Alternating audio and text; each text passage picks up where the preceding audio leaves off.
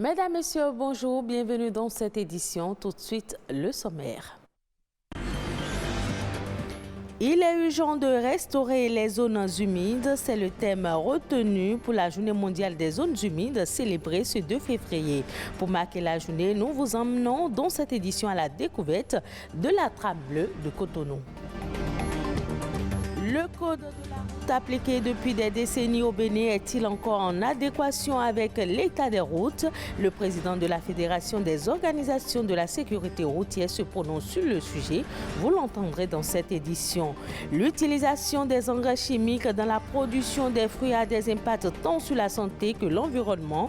Comment freiner les dégâts liés à cette pratique? Les précisions à suivre.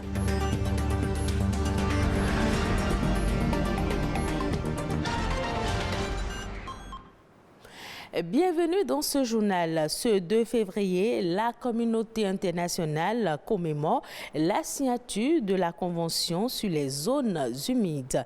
La Journée mondiale des zones humides célébrée ce jour est l'occasion d'agir pour l'humanité et la nature. Nous vous proposons de découvrir à l'occasion la trame bleue de Cotonou, un parcours naturel de l'eau obstrué par des installations et des ouvrages de drainage d'eau. Peut-on restaurer la trame bleue de Cotonou? William Choki nous apporte des réponses à travers ce reportage. Une vue imprenable de toute la trame bleue de la ville de Cotonou, envahie de végétation de tout genre. Nous décidons de faire le parcours à pied, voir de près le circuit naturel du cours d'eau. Il quitte Avlekete dans la commune de Ouida, traverse la forêt de mangrove de Togben et toute l'actuelle métropole de Cotonou pour échouer dans le lac Nokoué du côté de l'estuaire de Vossa. Un parcours naturel aujourd'hui obstrué par des installations humaines et des ouvrages de drainage d'eau limitant ou bloquant la circulation fluide des eaux de pluie. À quelques mètres de la cité Rouiro, à la descente du passage à niveau se dresse un premier obstacle. Normalement, si ceux qui ont construit le passage supérieur ici avaient compris la lecture du paysage, ils allaient faire un grand pont et non d'aller comme ça. Parce que c'est un cours d'eau principal, c'est connu, il n'y en a pas deux. Le chenal de Cotonou n'est pas un cours d'eau, c'est une fabrique des colons. Ouais, le cours d'eau normal, c'est ici, c'est Togben. Pour le lac Nokoué, direction Badagry. Il n'y a pas de Togben à la mer, il n'y a pas de cours d'eau qui va à la mer sur le cordon littoral. Tout va à Badagry et pour rejoindre la mer. Donc ici, c'est le principal, qui est le plus proche, le plus grand, le plus proche du littoral. Une dynamique mise en mal tout au long du parcours naturel. Elle serait à l'origine des inondations cycliques constatées dans la ville de Cotonou. Ils ont restreint complètement le cours d'eau maintenant à un collecteur, à des dallots et puis ainsi de suite. Et c'est ça qui constitue le véritable problème. La trame est encore là. On a la chance que la trame est là. Là où on est, on n'a pas un immeuble là-dessus. On n'a pas le palais là-dessus. Donc c'est toujours le cours d'eau est là, la trame bleue est là. Il faut avoir le courage de restaurer cette trame bleue pour que Cotonou puisse vraiment vivre en alliance avec l'eau. Vivre en harmonie avec l'eau. La chose est bien possible, marquent-elles les spécialistes en aménagement. Cotonou, c'est 79 km² de superficie, dont plus de 60% constitués d'écosystèmes humides, près de 80 crêtes, des zones hautes de fortes installations humaines. Lutter contre l'eau serait la pire erreur commise pour la ville métropole. C'est maintenant qu'il faut profiter de la vision du Grand Nokoué pour restaurer ces cours d'eau-là. Parce que là maintenant, on peut restaurer. Il n'y a personne, vous avez remarqué, on peut restaurer en décapant les bétons, en enlevant la ferraille et laisser l'eau à sa place. L'eau a besoin plus de profondeur, l'eau n'a pas besoin de béton. Reconverti de façon intelligente, ce parcours naturel de l'eau, une action qui n'engendrerait pas de casse comme s'imaginent beaucoup de gens, et la cohabitation paisible entre la ressource eau et l'homme est retrouvée.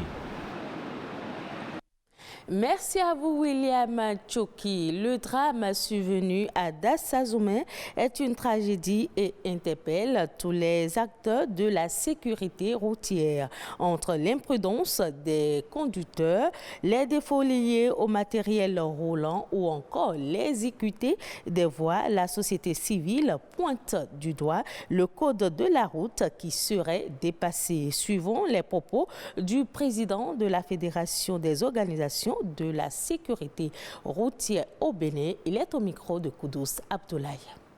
Nous sommes dans un pays où on n'a pas de loi spécifique par rapport à la vitesse. Et on se contente du code de la route. Et c'est un code de la route qui date de 1956. Alors qu'aujourd'hui, les choses ont évolué. Un travail a été fait, le code a été toiletté et tout, en tenant compte des réalités du moment. Mais c'est encore sur la table des députés, ça n'a pas été encore étudié. Donc moi, je voudrais profiter pour demander aux députés de faire ce travail-là. Parce que si ce travail était fait un peu plus tôt et qu'on avait accompagné de sensibilisation, je crois qu'on allait éviter un certain nombre d'accidents comme le drame de Dassa que nous venons de constater. Et en agglomération, vous ne devez pas dépasser 50 km/h en agglomération. Mais aujourd'hui, même les choses ont évolué et nous sommes en train d'aller vers 30 km/h. Surtout parce qu'en agglomération, vous allez voir les piétons et tout qui passent. Donc, il faut les protéger. Et donc, à l'international, on nous a demandé au niveau des OSC de sensibiliser nos autorités pour que en agglomération, qu'on observe une vitesse de 30 km/h désormais. Vous voyez, le drame de Dassa, si le conducteur roulait effectivement à 50 km/h, malgré l'éclatement du pneu, on n'allait pas avoir cette intensité de dégâts. La police a commencé un travail avec les radars et tout, mais moi je dis que ça ne suffit pas. Il faut que les conducteurs de ces compagnies de transport-là soient formés dans la conduite défensive. On parle santé à présent. Les fruits sont riches en vitamines, en minéraux et en antioxydants et sont des alliés précieux pour un parfait équilibre alimentaire. Et pourtant, un véritable problème se pose quant à la production des fruits, notamment en ce qui concerne l'utilisation des engrais chimiques. Un fait qui cause beaucoup de dangers, tant sur la santé que sur l'environnement. Quelles sont donc les conséquences de l'utilisation des engrais chimiques sur les fruits et comment freiner les dégâts liés à cette pratique? Les réponses dans ce reportage de Machel Gbetoro et Oded Dossou.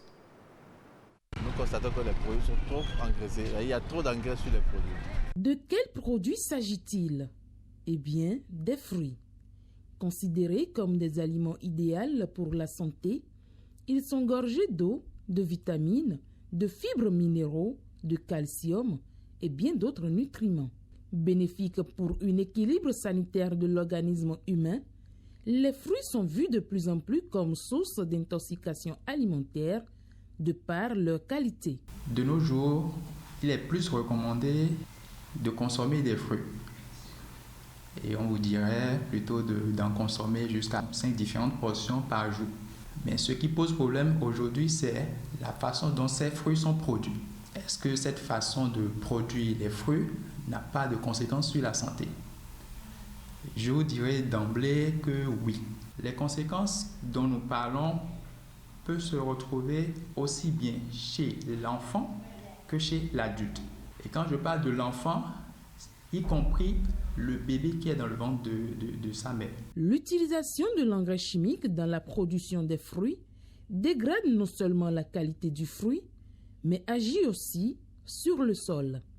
La soif d'avoir des produits d'une certaine grosseur, la soif d'avoir un rendement élevé sur le petit espace qu'on a, cette soif peut amener un producteur à aller vers des engrais chimiques qui ne sont pas adaptés forcément aux spéculations qu'il est en train de faire. Donc il ne faut pas être dans la recherche d'un rendement élevé et de forcément avoir de gros produits et créer des problèmes environnementaux parce qu'un sol sur lequel on utilise des engrais chimiques, ce sol est appauvri à nouveau. Que faire pour freiner l'ampleur des dégâts? Lorsque tous les producteurs auraient pris conscience du danger qu'on court en utilisant des engrais qui ne sont pas adaptés pour produire des fruits qu'on peut consommer directement, nous allons changer de comportement. Si déjà, à la base, il y a une réglementation bien définie qui dit quels pesticides peuvent être utilisés sans impacter trop la santé humaine, quel pesticide est à éviter, et que cette réglementation soit bien suivie et qu'il y ait des contrôles par rapport à cela, je pense que c'est déjà un début. Informer les producteurs agricoles sur les dangers liés à l'utilisation des engrais chimiques et les sensibiliser sur les bonnes pratiques à adopter en matière de production des fruits serait un atout pour préserver la santé de tous, mais aussi préserver l'environnement. Suivons à présent La Nation en bref, une compilation de l'actualité nationale ces dernières 48 heures au Bénin, présentée par Amandine Anyamboussou.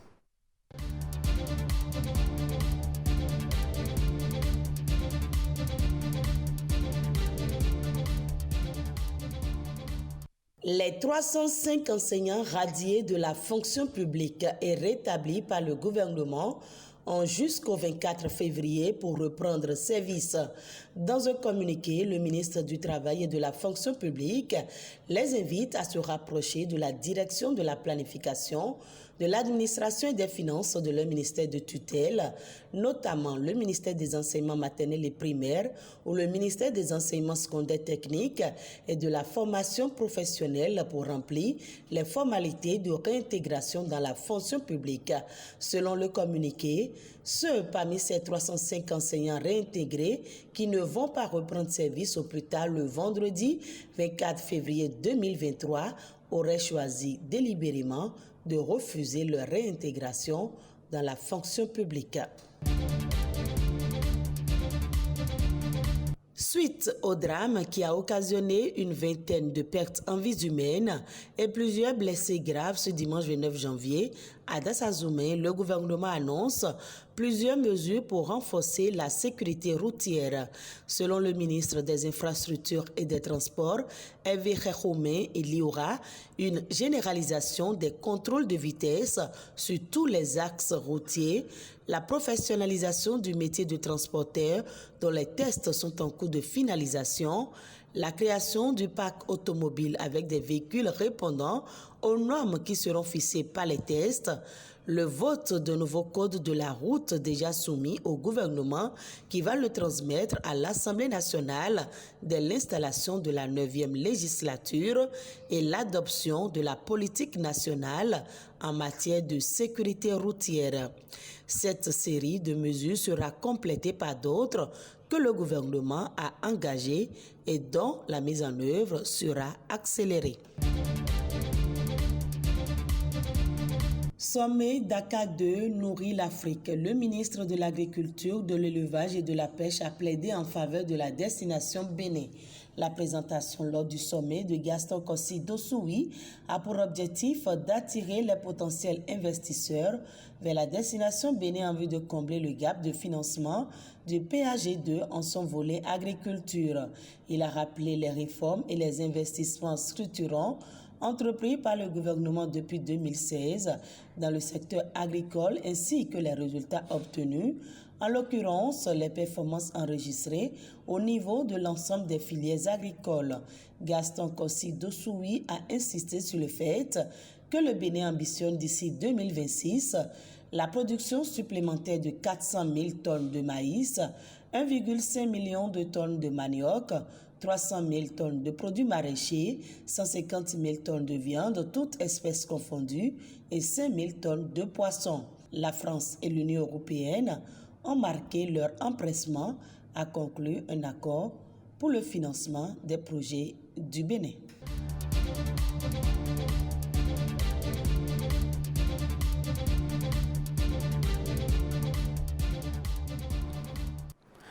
Hors du Bénin, en 2022, les expéditions de riz en Inde ont progressé de 3,5% pour s'établir à 22,26 millions de tonnes.